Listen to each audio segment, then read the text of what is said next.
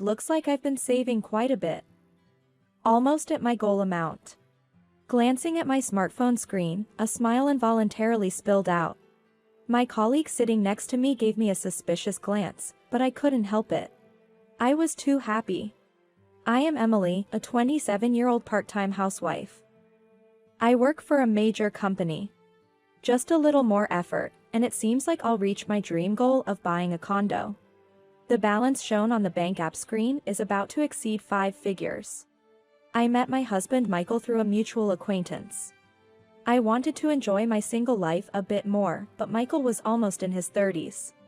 When he proposed to me and I accepted. We registered our marriage when I was 25. Our marital relationship isn't bad, I think it's going well. Just working normally, getting married, and buying a condo. I plan to make the condo my home. I don't plan on getting a loan. I thought such a normal life would continue. But life doesn't always go smoothly. The problem is my relationship with my in-laws. They tend to drop by unannounced on my days off. Michael's parents live about a 20-minute drive away, so it's not too far for them to visit. Walking home from grocery shopping, I see a familiar car parked nearby and sigh. They're here again. We've given house keys to both our parents, so they can come over anytime. My parents visit maybe once every 2 months. They bring Tupperware filled with side dishes, which is very helpful. I'm home. Oh, welcome back. You went shopping, I see. What are you planning to cook for dinner? I plan to make stew and salad for dinner today. Hearing this, my mother-in-law, Mary, just responds with a and starts packing her bags. Looks like Michael will be home late today, so I'll be heading back. There's nothing much to talk about with you alone. Saying this, she left the room. On her way out, she suddenly remembers. Emily. I have a favor to ask. I'll send a message on WhatsApp when Michael gets back. I had a bad feeling about this. When my husband Michael came home and we were eating dinner, his mother called on WhatsApp. We talked while eating, with the phone on speaker. Mom? What's up? You see, I'm a bit strapped for cash this month. Could you lend me some money? I had the car inspection last month too. How about $500, please? I want to scream that I paid for last month's car inspection. But I hold back and explain that it's tight for us this month too. Talking back, are you? Well, isn't that cold of you? Being supported by your husband yet can't help your own parents. Well, I earn more than you, Michael, and though you pay the rent, I'm the one paying for groceries and utilities. So it's more like I'm supporting your son. Currently, we live in a rented apartment. It's a bit cramped for 2, but it's a 2 LDK. So we each had our own separate rooms. We can decorate with our hobbies and live fairly comfortably. Okay, I'll transfer the money later. Emily can be a bit stingy. Call me again if you need anything. See ya. Saying this, he ends the call abruptly. After an hour or so, I received a long message from Mary. As usual, praising Michael as a perfect son and criticizing me as a cold and uptight wife. Talking to Michael about it doesn't help, he never talks back to his mother. He's just wearing headphones and playing games now. As we both work, I think he should help with chores like laundry. When he's home, he's either watching TV or playing games on his PC. One day, I got home late from work. I saw Mary's car parked right in front of our house. Entering the house, I see Michael and his mother sitting together on the couch. I open my bag and head to the fridge, hurrying to prepare dinner. Then Mary speaks up. No need to cook tonight, Emily. Michael and I went out to a restaurant. I didn't know what to say. They went without me, to a fancy expensive restaurant. I was so stunned I couldn't reply to her, but it seems Mary paid for the dinner, so I tried to let it go. I started to prepare my own dinner. Emily. Can I ask you for a favor? I have a bad feeling Michael is drinking coffee, not caring. What is it this time? Michael transferred some money to you last week, right? Mary puts her hands together in a pleading gesture. Don't be like that. John needs to go to the doctor. I want to say, are you joking? You just dined at an expensive restaurant and now you're telling me you don't have money for the hospital? But I just forced a strained smile. Where did Michael's $500 go? It hasn't even been a week since he transferred it. Hearing this, Michael, who was watching a video on his phone, finally speaks up. Emily can be stingy. Mom, I'll give you some money. You should go home now and rest, Mom. It's getting late. Saying this, Michael takes out $300 from his wallet, puts it in an envelope, and hands it to her. Oh, my Michael is such a sweet son. As for Emily, well, let's leave the cold and stingy daughter-in-law be for now. I'll head home today. I'm glad you're finally leaving, I thought to myself as I sigh in relief. But then, Mary turns back with a smile. Michael, if you ever want to divorce your wife, you're always welcome to come back home. I'll think about it. Saying that, he goes back to his room and starts playing games. He's wearing headphones, so it's useless to say anything more. I go to the water dispenser to get some water.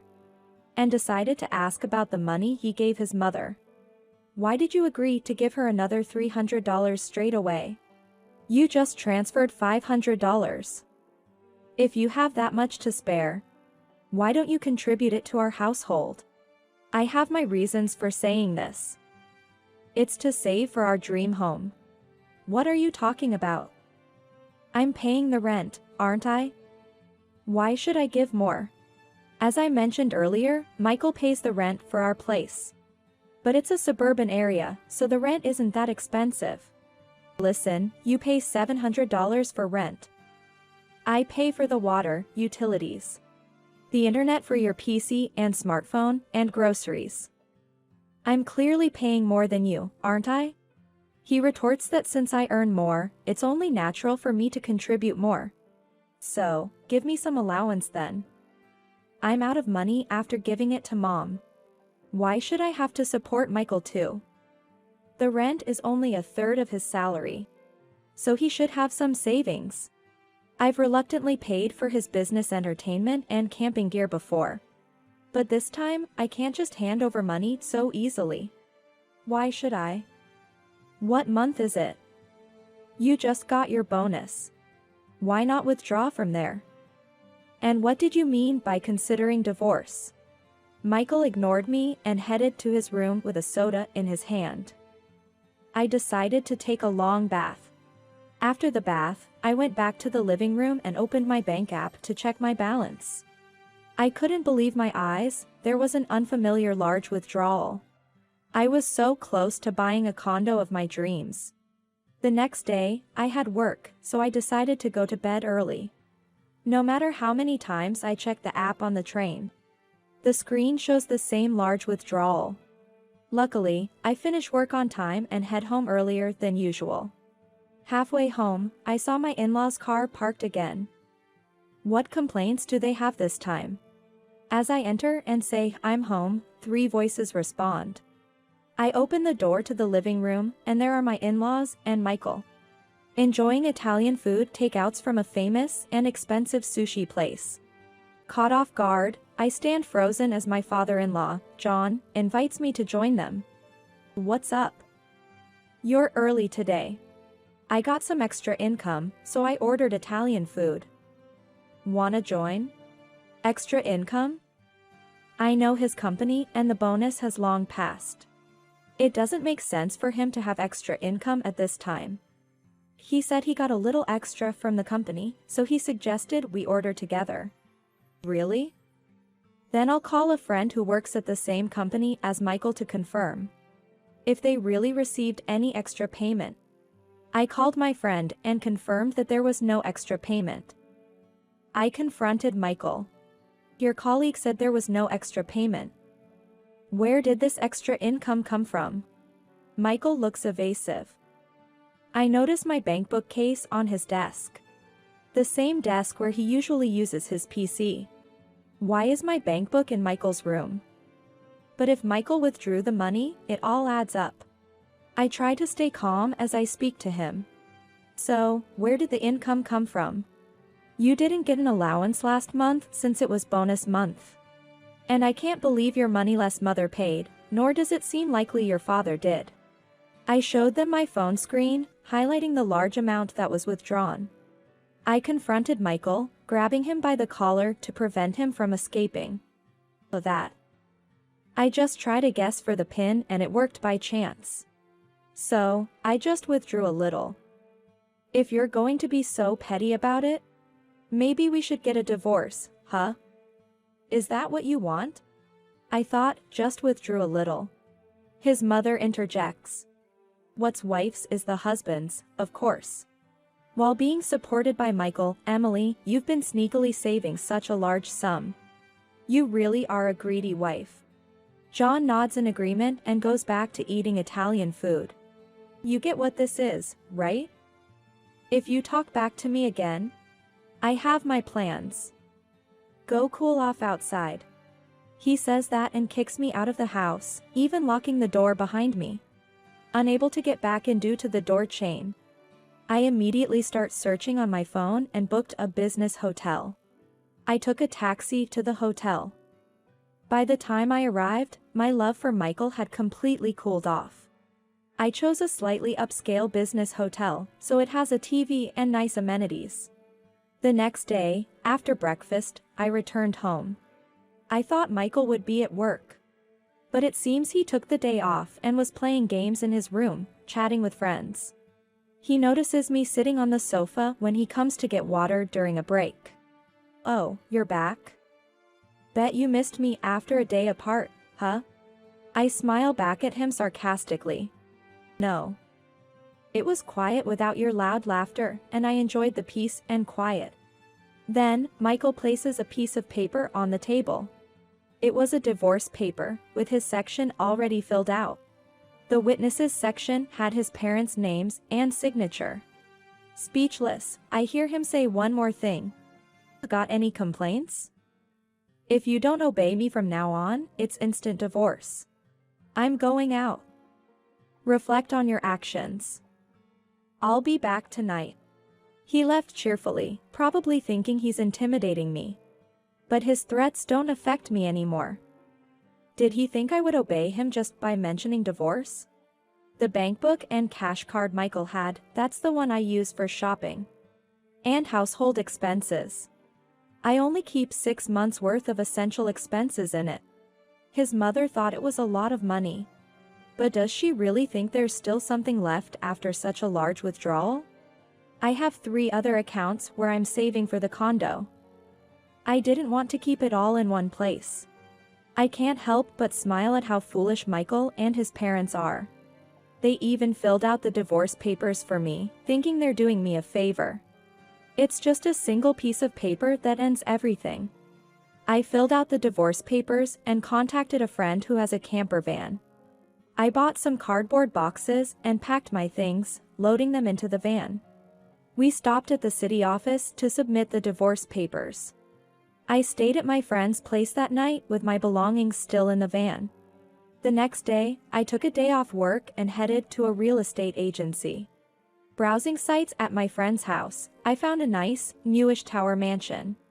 Even after accounting for the money Michael took, I had enough to afford it. I decided on a place after seeing it. Impressed by the double auto lock system and the interior that fits my ideal. I paid the full price up front. The following days were hectic. With my friend's help, I moved and unpacked my belongings. Since I left all the furniture and appliances with Michael, I have to buy everything new. I visit stores after work and on weekends, managing to find items that fit the room's ambience and arrange for their delivery. In all this, I completely forgot about my ex-husband and his parents. One day, when I went to work, I found Michael waiting for me outside the company. Ignoring him, I talked to a colleague nearby about work as I entered the building. When I glanced at Michael, he was walking away, looking frustrated. After getting home, I checked my phone to find a barrage of messages on WhatsApp. All your stuff was gone when I got home. If you don't want to be divorced, come back, he wrote. I decided I had to make Michael and his parents understand the truth. It was time for some payback for everything they had done. But first, beer. As I opened a can of beer and started watching TV, Michael called. What? I'm about to enjoy my drink. Can't you let me drink in peace? What are you saying? Come back right now. If you don't obey, I'll divorce you. And what about the bank account? There's hardly anything left. Do you really want to be divorced? This guy is still going on about that. He's truly an idiot. Huh? We're already divorced, you didn't know? Are you still half asleep or something? Michael went silent for a while before asking more questions. Hey, I really want to drink now. Where I live is none of your business, right? The bank account you took was just for living expenses, and there wasn't much in it. If you're not going to talk, I'm hanging up. I said this matter-of-factly and ended the call. I blocked and deleted the WhatsApp account of all three of them, went back to my drink, and decided to go to bed early. After that, I saw him a few times in front of my company. But I completely ignored him as if he didn't exist. One day, as I was leaving the building, Mary was waiting right at the door. What did you do to our Michael? You really are a cold wife. I snapped back at her. Ah. I managed to divorce your son who leeches off my salary. You should be happy. Then she said she wouldn't accept it, so I showed her the divorce papers on my phone. I had taken a picture of them just in case. Look here. Michael's name is written here, right? The witnesses are your parents. You've even signed it. Thank you for making it so easy for me. I've already submitted it to the city office 2 weeks ago and it's been accepted. I have a meeting now, so excuse me. I bowed and walked away, making my heels click louder than usual. By the time I got home, the date had changed. The comfort of my tower mansion is the best. It's on a high floor with a great view and, most importantly, spacious. It even has a walk-in closet. In fact, I fell in love with the closet and that's why I chose this place. Tomorrow, a rug I ordered online will be delivered. Looking forward to it, I took a bath and went to sleep. The next day, while hanging laundry, the doorbell rang. It was my ex-husband and his parents on the monitor. I wonder how they found out where I lived. They even knew my apartment number. They were making a scene outside. Open the door. How dare you move out without telling your family? I couldn't understand what she was talking about. I won't open it. As I told you before, we are already divorced. You are all complete strangers to me now. Why don't you understand that? When another resident exited, they tried to come up, but unfortunately for them, the elevators in this mansion are separate for lower and higher floors. The elevator to the high floors requires a PIN code to operate, which they obviously didn't know. The foolish trio was stuck. They kept ringing the doorbell, demanding to be let in. I decided to let them up, reluctantly, as they were causing a disturbance. Once they were in my apartment, they started saying bizarre things. Oh, Emily, you live in such a nice place. It's so spacious. We'll move in here too. What are these people talking about? That's a great idea. The four of us can live here together. The situation was becoming increasingly absurd. As I said, we're divorced. Do you understand English? Divor said. That means we're strangers now. Did you all take a nap or something? Are you still half asleep?